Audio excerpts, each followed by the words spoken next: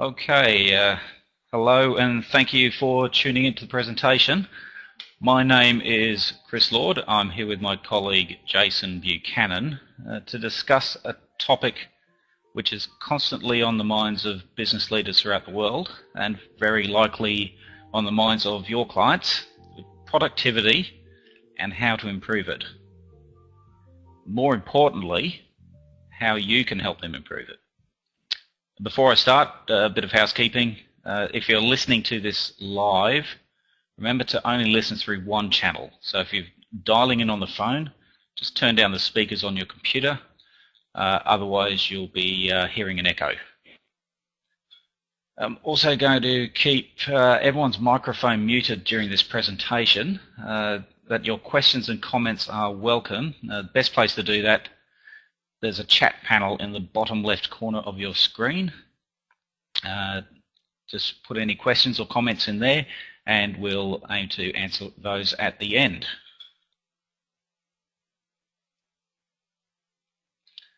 So think about your clients for a minute and how they would respond to this question. Is your organisation sufficiently aligned, agile and productive to remain competitive? Because this presentation is going to first examine 3 big productivity problems and also pose 3 big ideas which help improve productivity. We'll then provide some detail on how it all fits into place for you. I'll now hand over to Jason Buchanan, who heads up our Insights and Innovations division of Optimum Consulting, and he will take you through the first part of the presentation. Jason.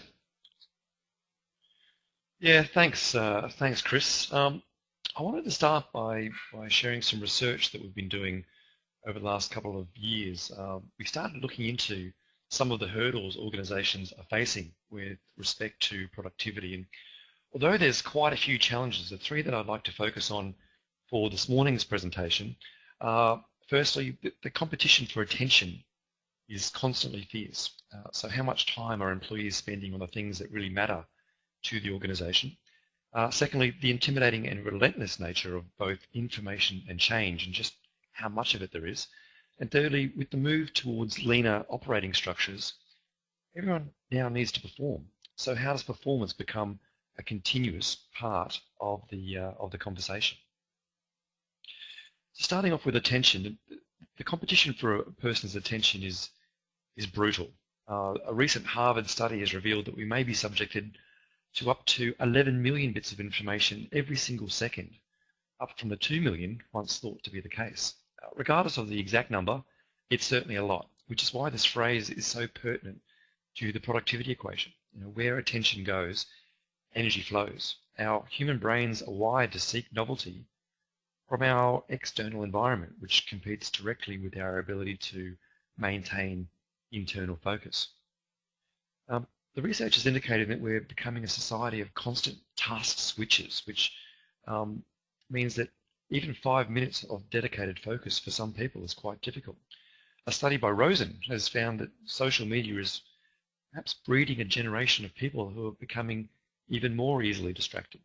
And Gloria Mark, who's a professor of informatics in the US, has found that it can take up to 23 minutes to return to the zone, to get back into that level of focus and intensity prior to a distraction. But the good news is that organizations who can help direct and focus the attention of their employees may in fact have a very powerful competitive advantage.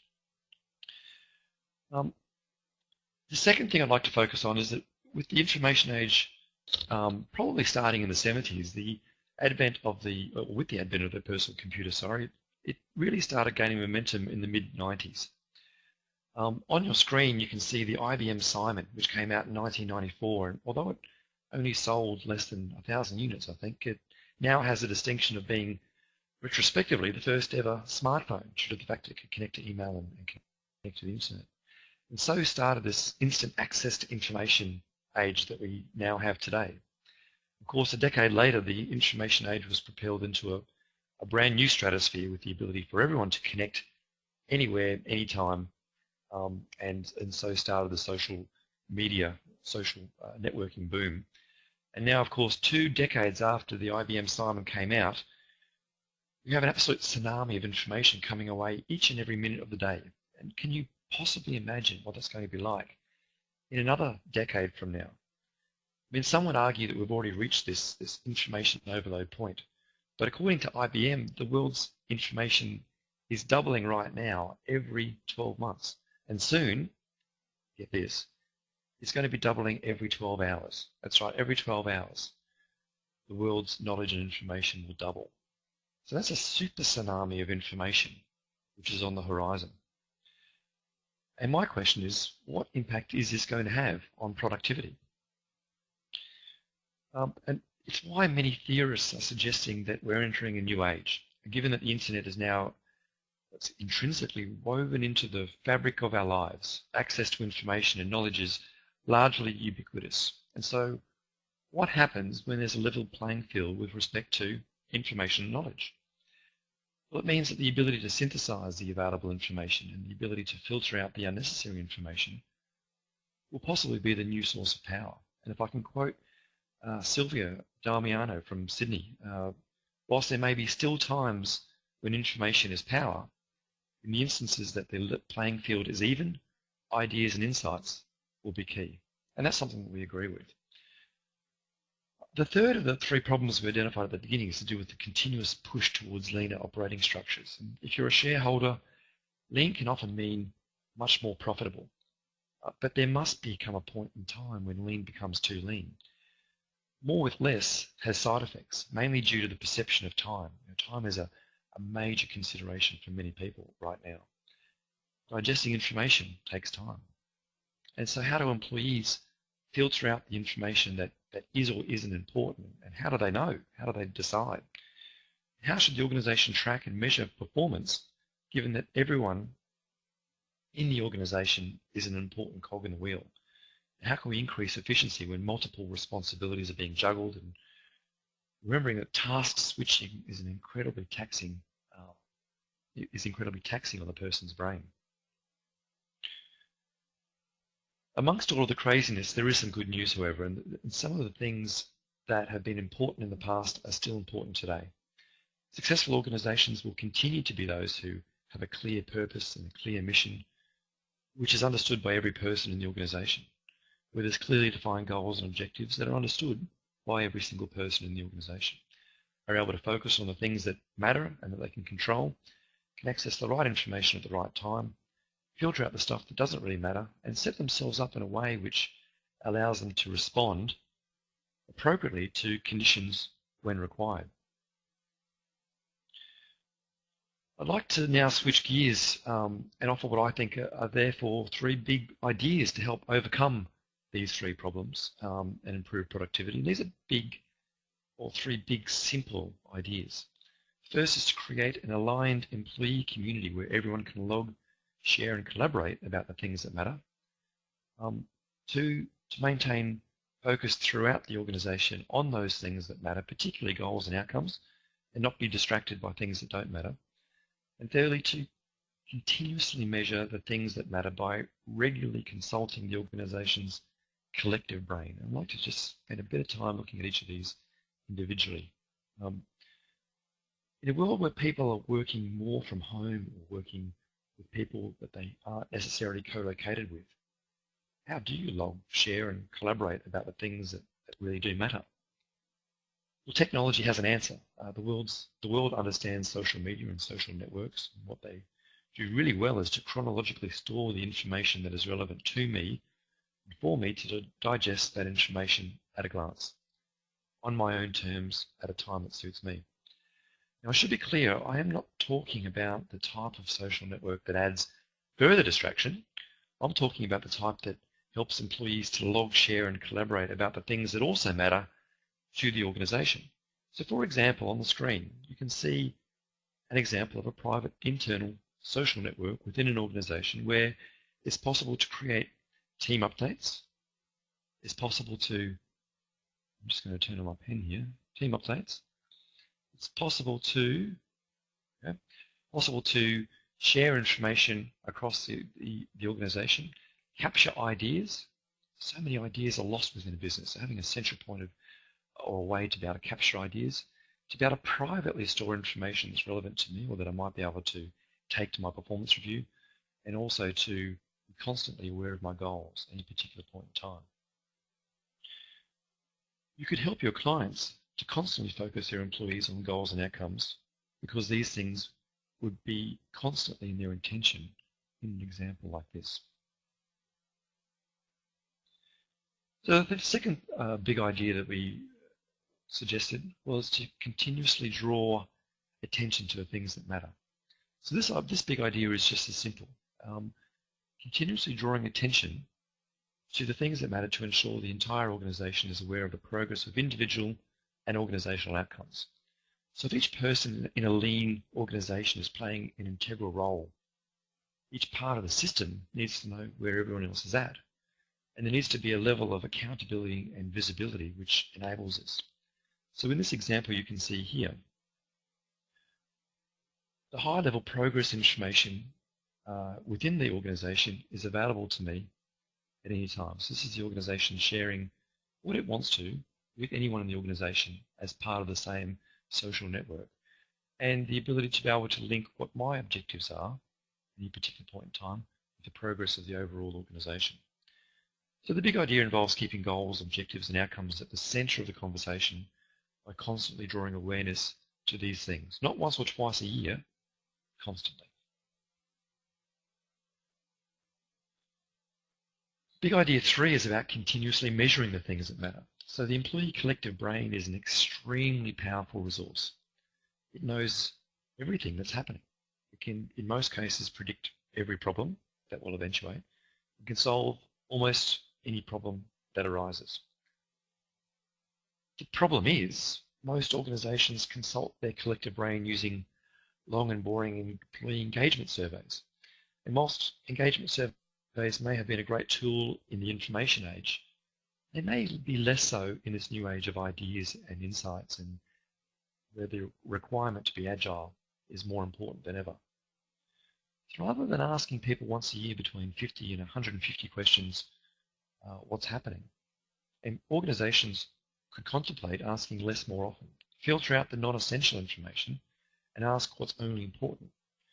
So in the example you can see on your screen, a company that values outcomes and goals and trust and innovation and supporting employees and making sure that they feel valued, these couple of questions could be asked on a regular basis. Maybe it's every month, maybe it's every quarter. What is appropriate to the organisation? And the information can be shared on a real-time dashboard to be able to track trends and opportunities and identify risks as quickly as possible before they become too much of a problem. So the big idea here is to stay focused on just those things that matter and disregard the things that don't. Be less concerned about what the survey companies are telling us to measure and be more concerned about what the organisation needs to measure. Before I hand back to Chris, I also wanted to share with you this activity that we did a little while ago. Incredibly interesting. As part of a focus group recently, we started pondering how much time could be reclaimed if we were constantly drawing the awareness of all employees back to outcomes, goals and objectives in a respectful way. The common answer was around 10 to 20%. But for the purposes of this table, we looked at what would be the impact of reclaiming just 5% of someone's distracted time and refocusing back to the things that matter. So if you have a client which has 50 employees, you can help to create the equivalent of 2.5 full-time additional staff and additional capacity and additional productivity by reclaiming that 5% of time and redirecting it back to the things that matter. If your client has 500 employees, you can help them reclaim the equivalent of 25 additional full-time staff in terms of hours. So in my opinion, that's significant. That's what I call competitiveness. That's what I call productivity. And on that note, I'd like to actually hand back to Chris to discuss the details of the fantastic Employee Life Partner Program.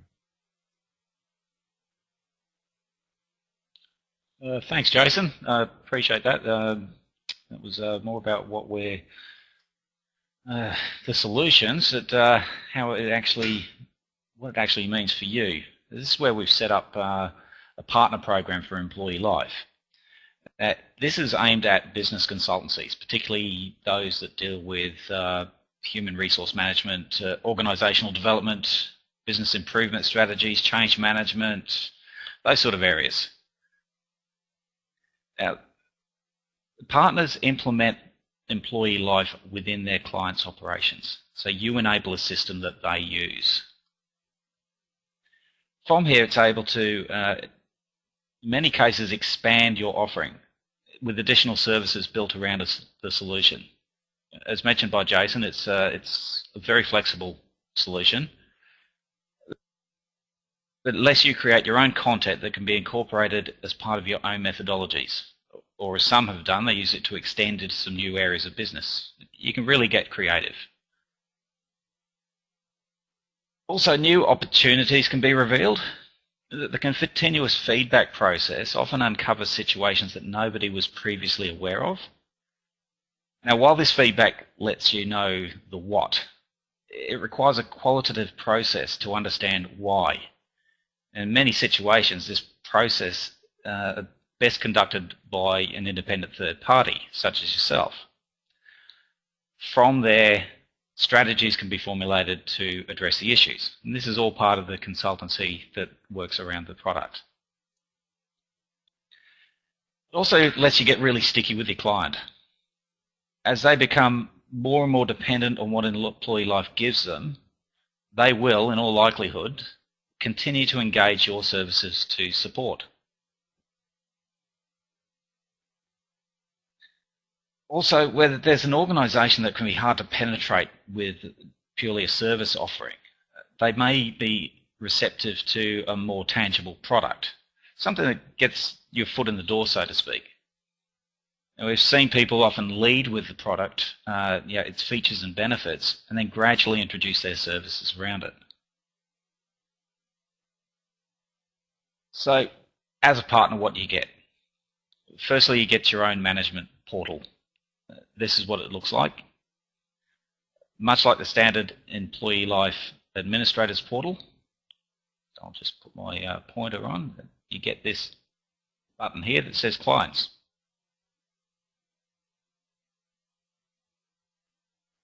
Within the clients section, you have the ability to create, manage all your own clients. Easily view their status, upgrade, modify as needed. You can also drill down and manage each one on an individual level. Now, most sites are set up on a 30-day trial, as you can see there. We should have had a little circle around it.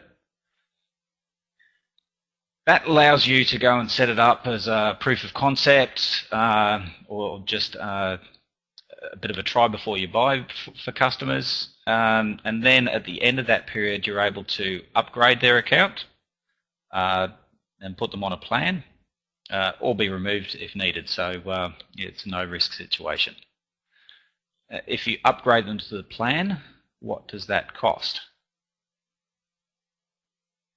Here is our pricing structure. Standard plan, which includes the full suite of employee life features, which is right there. It's based on $3 per month per employee.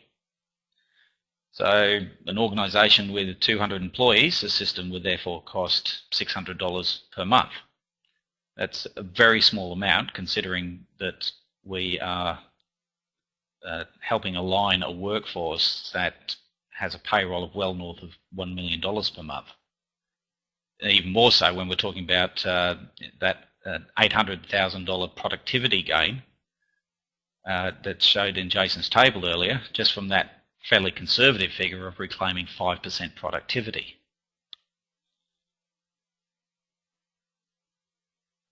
The partner pricing.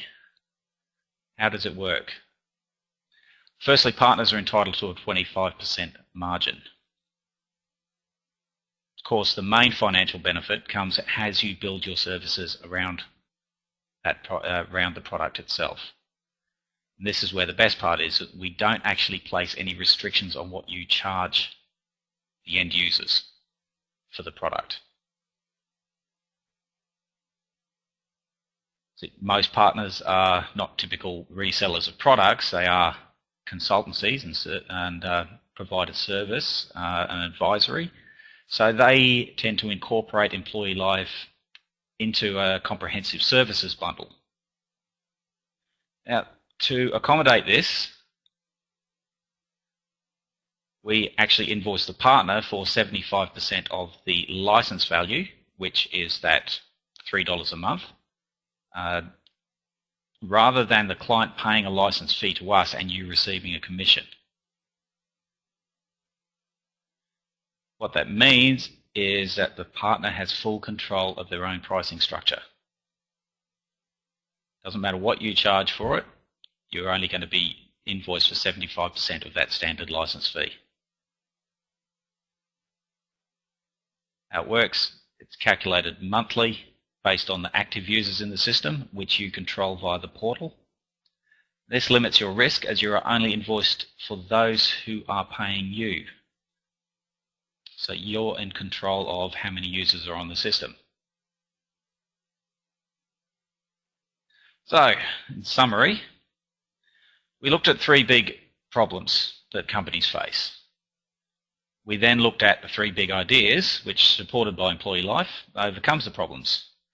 It's all about creating that aligned to employee community, getting everyone on the same page, maintaining focus on the goals and outcomes, and continuously measuring those things that matter within an organisation. Employee life is already in the market. It's already helping companies to do exactly what was described today. As an employee life partner, you're able to leverage that solution to expand your services, become more embedded with your clients, and really differentiate yourself from the competitors.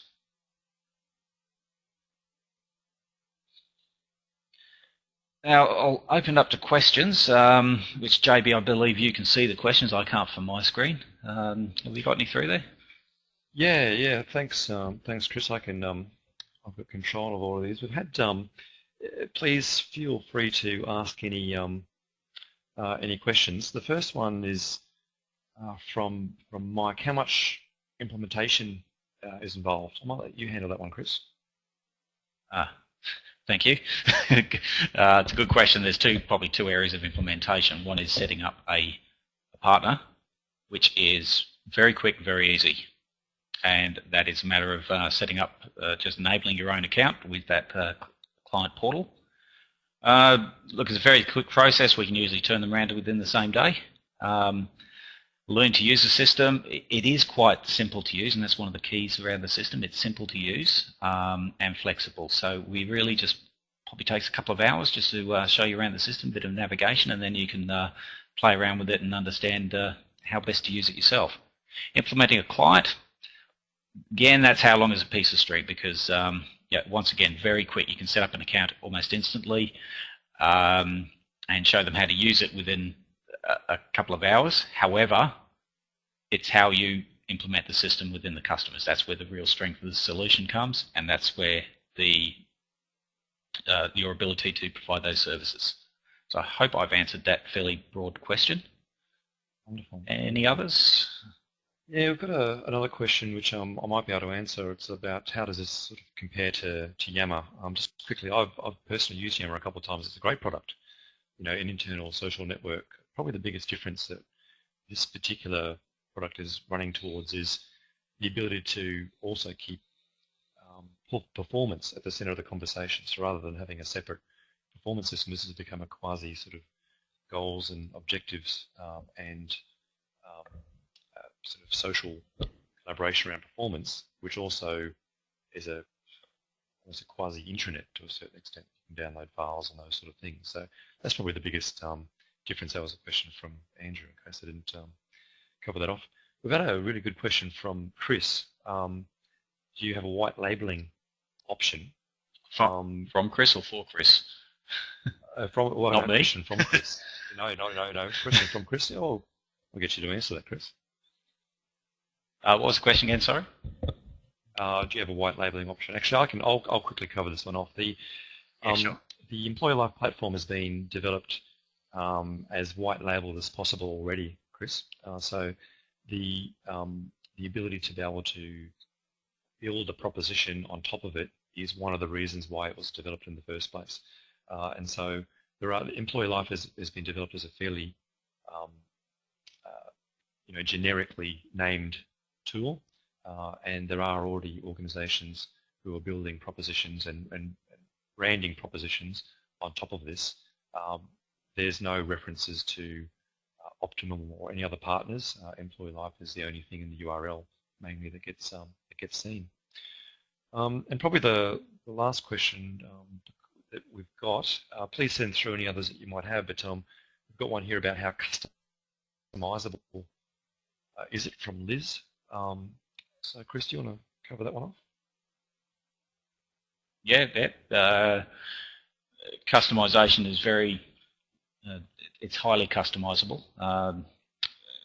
As far as questions go, there's already a whole some fairly comprehensive question sets in there, but you have the full ability to create all your own questions and group your questions. That goes right through to the setting up the goals and the groups and everything within an organisation. It's pretty much your own canvas that you can create whatever picture you like with it, and it doesn't work on any assumptions with the organisations and be very flexible in that regard. But it's probably good to wrap it up there. We've sort of reached our intended limit. Now we've really only touched the surface here. So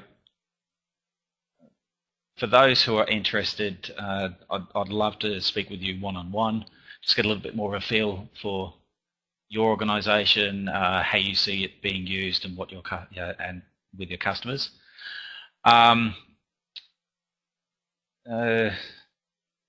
Anyone needs to contact us. I'm just seeing Chris. Conversation. So seeing another option come up. Was there another question there, Jason? Yeah, it's just Chris has just asked again whether we can brand it with our brand, and so the the answer would be sort of a yes and no. I think Chris, what we might do is get into contact after this. Chat probably do. Yeah.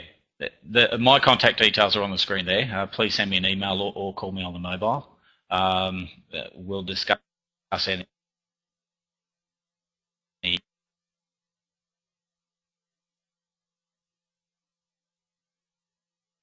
take that any further discussions offline. Beyond that, thanks everyone for coming along and listening in, and have a great